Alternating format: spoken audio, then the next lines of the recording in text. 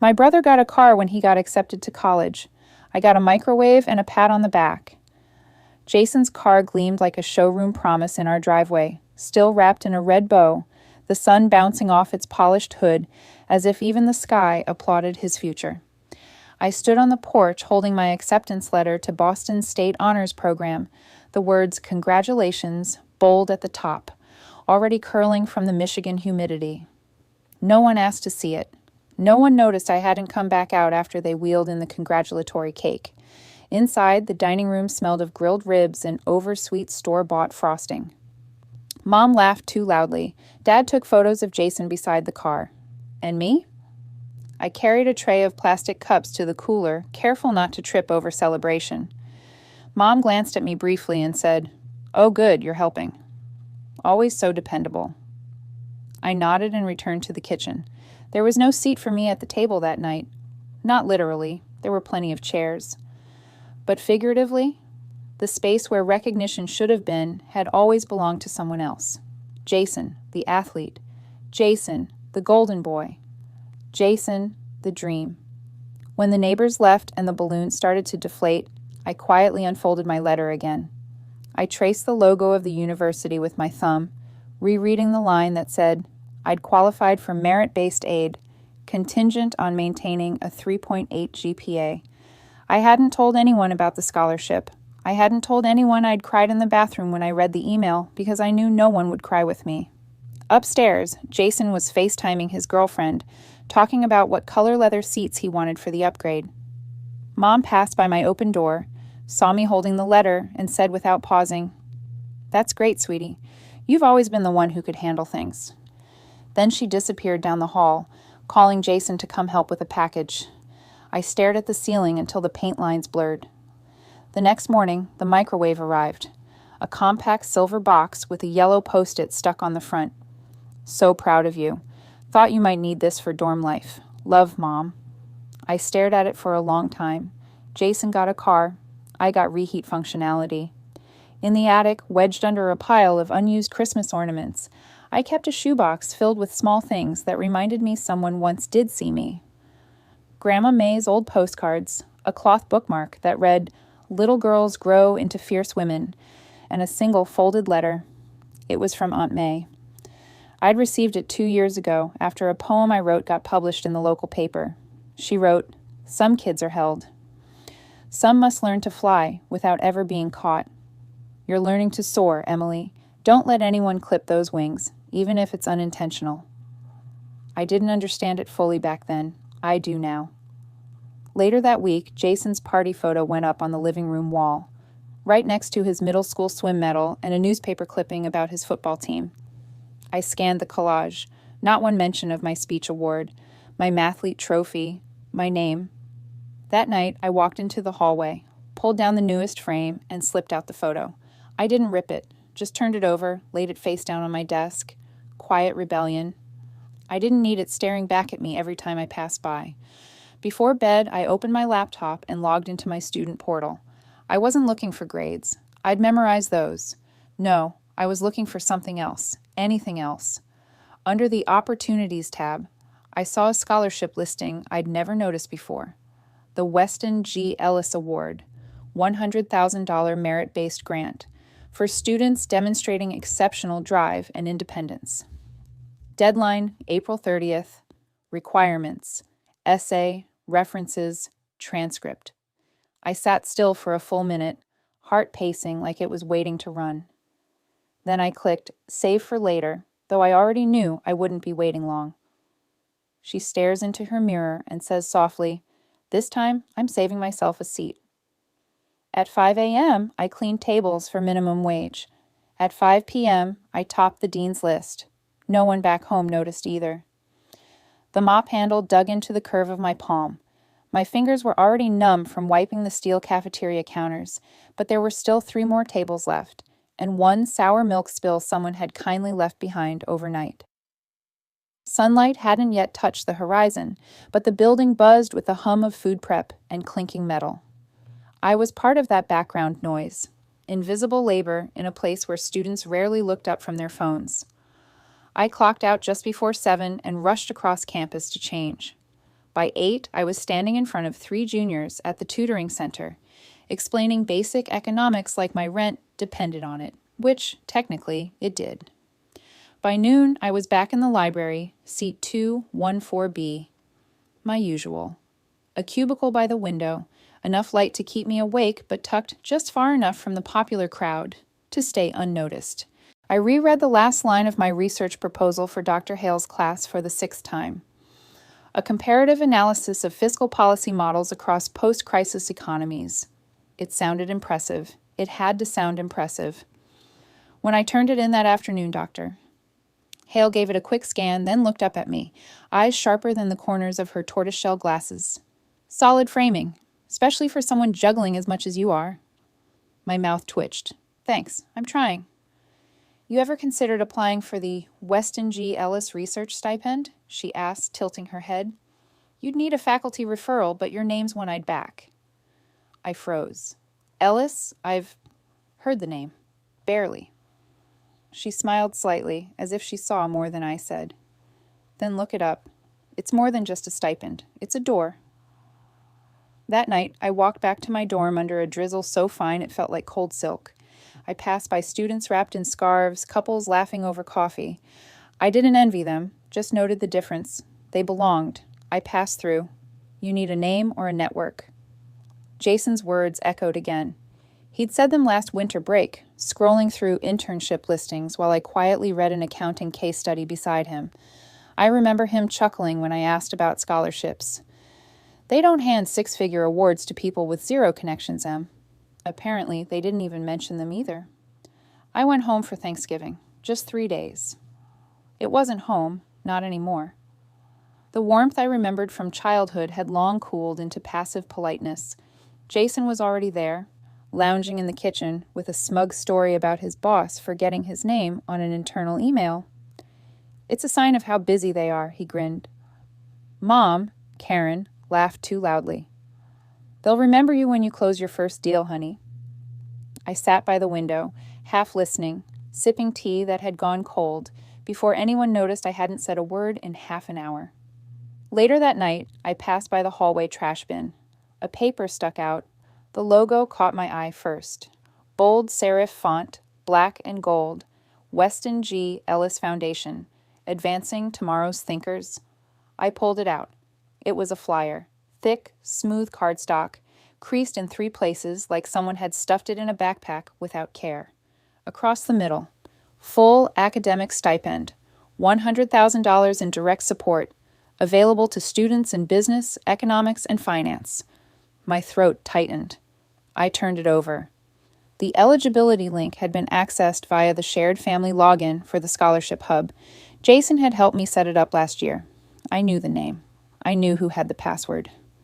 At breakfast, I asked, carefully casual. Hey, Jason, you ever come across this Ellis scholarship before? He barely looked up. Yeah, saw it months ago. Why? My voice was steady. You didn't think to mention it.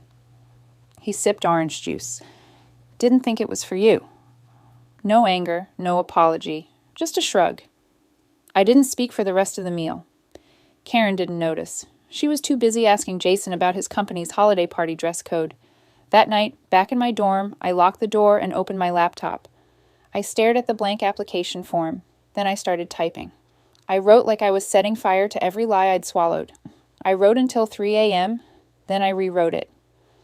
Jason didn't lie. He just made sure I stayed small, stayed outside the frame. But I wasn't going to ask for space anymore. I would take it. The next week passed in a blur. I submitted the application. I kept tutoring, kept cleaning, kept rewriting case notes for Dr. Hale. My eyes burned every time I blinked, but I was too wired to sleep. Not from fear, from resolve.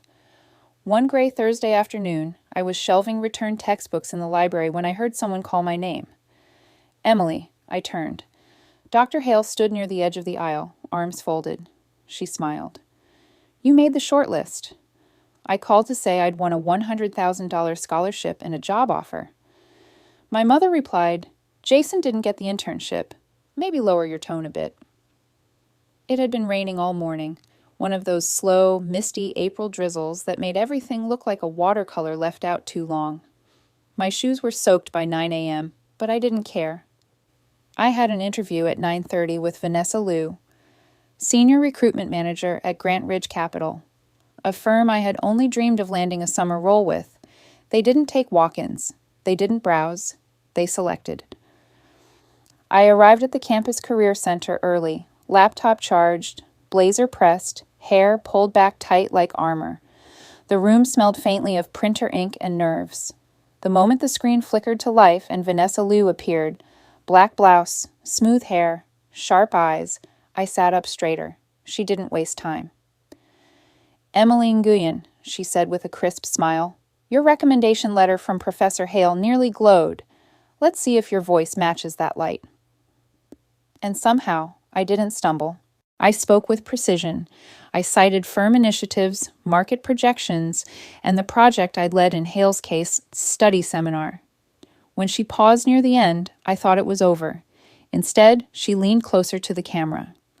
"We're not just impressed," she said. "We're investing." I couldn't breathe. She added, "You'll receive a formal letter by next week, but informally, congratulations." By the time I walked out, the rain had stopped. I didn't cry. I just stood still for a few seconds outside the center, letting the overcast light fall on me like something sacred. For the first time in a long time, I wasn't trying to get anywhere. I had arrived. 2 days later, Dr. Hale summoned me to her office. A sealed envelope waited on her desk. "Open it," she said simply. My fingers trembled only once. Weston G. Ellis Foundation. Full academic stipend awarded. Scholarship total, $100,000. Status confirmed. Dr. Hale smiled without theatrics. "You earned this." I nodded, too full for words. The room blurred around the edges. That night, I called home. Karen picked up on the third ring. Her voice was flat, preoccupied. "Emily." "Hi, Mom. Just a quick call. I got the Ellis Scholarship, full coverage, and Grant Ridge offered me a spot in their Future Leaders program." A pause. "Oh, that's good." I waited. Nothing else came. Then, "Just don't rub it in. Jason's already dealing with rejection. He didn't get the finance internship he wanted." My throat dried. "I didn't call to rub it in," I said softly. "I called to see if you'd care." Click. The line went dead. I sat there for a moment, staring at the screen. Not angry, not sad, just hollowed. It was like pressing on a bruise you forgot was still tender. Jason's voice echoed back in my memory. "Don't let success make you arrogant." How ironic. I had whispered my good news like it was shameful. I turned back to my laptop, opened the award ceremony link from Weston. "Guests, you may bring up to 2 family members." 2 blank lines stared at me. I hovered over them, then typed, "To be determined," and hit save. When I told them they could attend the ceremony, they said nothing. A week later, a stranger called to say, "Your family just landed at JFK." The invitation arrived on a Tuesday. A white envelope, thicker than usual, with a faint gold emblem from the Weston G. Ellis Foundation. Inside, a formal card, a lanyard, a schedule, and the line that tugged hardest. "Awardees may bring up to 2 guests to the ceremony at the Grand Arcadia Hotel in Manhattan." I looked at it for a long time, then placed it beside my laptop and went back to work. Not because I didn't care, but because I finally knew that I didn't owe anyone that decision on their terms. 3 days later, Aunt May sent me an email. Subject, "Proud doesn't begin to cover it." She had always been the outlier, my mother's older sister, never married, never explained, but always watching. Attached was a note. "When you speak, speak for the girl no one clapped for. And buy yourself something sharp, not flashy, just undeniable." Below that, a $500 wire. I cried for 6 minutes. Then I closed the email and opened a new tab. Searched. Simple black sheath dress. Understated, but powerful. That night, I received a message I didn't expect. Jason. I hesitated before answering. His voice came through, smooth, as if he hadn't ignored the last 4 calls I'd never made. "Hey, Mom's feeling anxious about the ceremony." I stayed silent. He went on. She thinks it might get messy, like emotional. Maybe keep the speech professional? I laughed once, dry, sharp. Professional? I just mean, don't make it about you, you know? I took a breath so calm it startled even me. It already is, I said, and it's not my fault she wasn't listening when it was quiet. He didn't reply for a full 5 seconds. Then, don't make a scene. The same phrase he said in freshman year when I told him I was going to speak to the financial aid board about our FAFSA discrepancy. Back then, I kept quiet. Not now. I won't, I said evenly.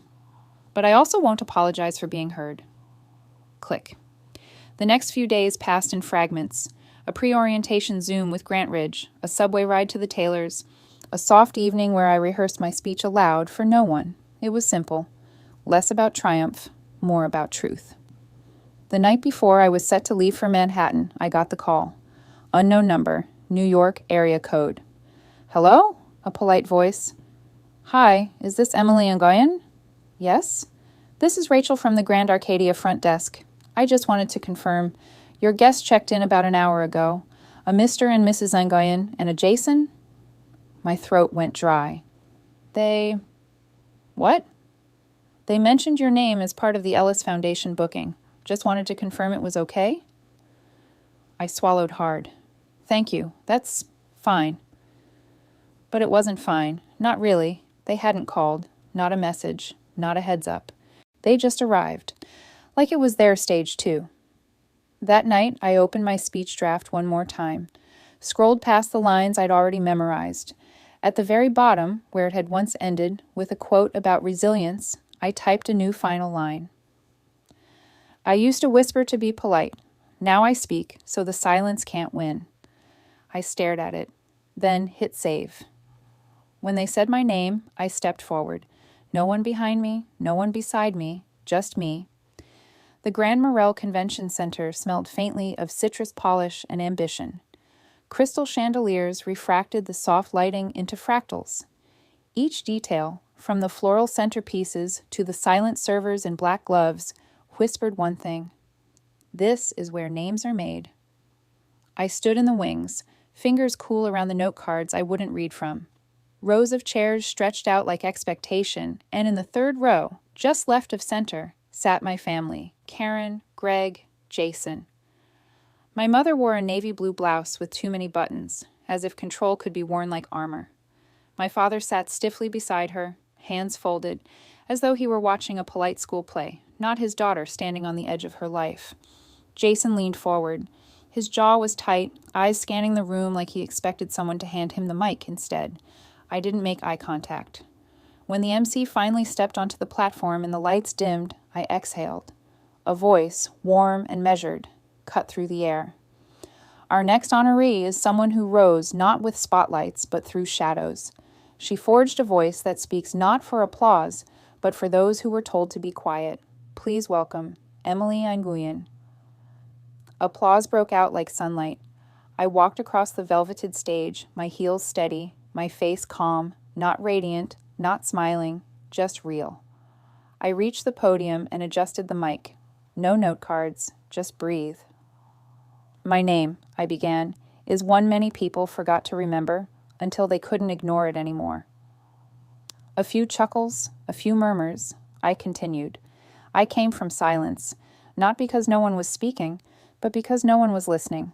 I wasn't the brightest voice in the room, just the one who refused to go out. I spoke not of hardship, but of clarity, not of revenge, but reclamation. I did not mention my parents. I didn't say thank you to anyone who taught me to survive by being invisible, because tonight wasn't theirs. It was mine. The final line came easier than I thought it would. To those still waiting to be seen, speak anyway. Not for permission, not for pride, just so the silence doesn't win. Applause again, longer, louder, but my eyes didn't search the audience for approval. I stepped off the stage lighter than I ever remembered feeling. Backstage, the coordinator handed me a bottle of water, but my hands were already full, not with objects, but with presence. Jason caught up to me near the side exit. Of course he did. You couldn't say one nice thing? he hissed, low enough not to be heard. You had the mic, I said flatly. You could have told them your version of the story any time. He ignored it. They're humiliated, Emily. I tilted my head. Then maybe they shouldn't have watched someone they didn't raise shine. He flinched, just slightly. I turned to go, but someone else had already arrived. Vanessa Liu, sharp blazer, clipboard in one hand, eyes glittering with something just short of pride. I was hoping I'd catch you, she said. I raised an eyebrow. We need to talk, she said. We think you're ready for something bigger than an internship. Full-time fast track, analyst. You're not the potential anymore. You're the real thing. For a second, I almost reached for the wall behind me, not from shock, from gravity. I'd love to talk, I said, steady. Thank you. Vanessa smiled and moved on to her next handshake. I stayed still. Not frozen, grounded. Behind me, Jason's voice returned. Low, bitter. You'll always be the girl who needed to prove something. I didn't turn around, because I didn't need to. 1 year later, I stood in a Manhattan boardroom. The nameplate said, Analyst, Grant Ridge Capital. No title ever felt truer than self-made. The room was glass-walled, polished, and high enough to make the skyline look like a living painting. My blazer was navy. The slide behind me read, Client Portfolio Optimization, Q1 Strategy. Vanessa Liu sat near the window, arms folded, her nod almost imperceptible but unmistakable.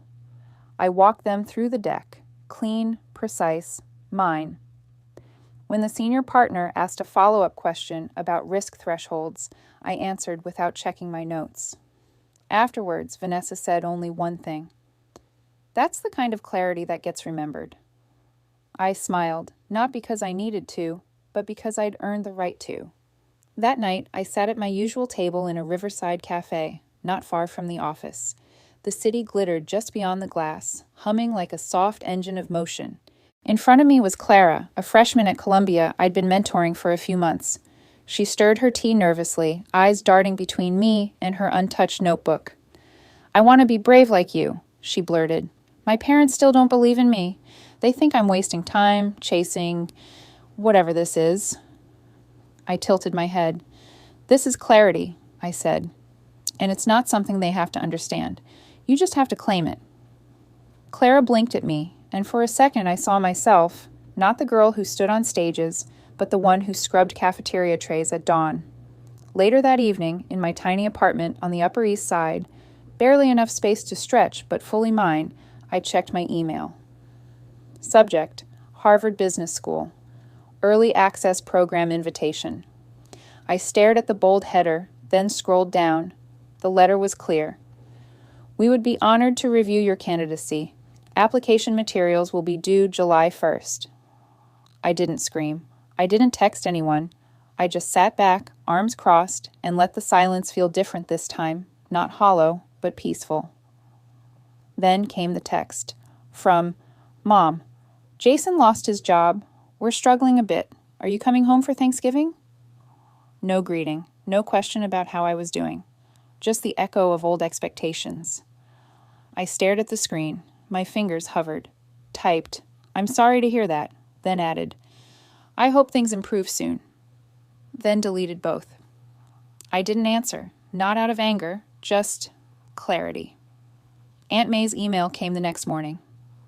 Saw your name on the Ellis Alumni Spotlight page. You stood like you were born to. I hope you never shrink again. I smiled, folded the message in my heart like a letter tucked into a coat pocket for winter. That evening, I took out the Harvard envelope and a pen. I thought about every moment I had once waited to be chosen.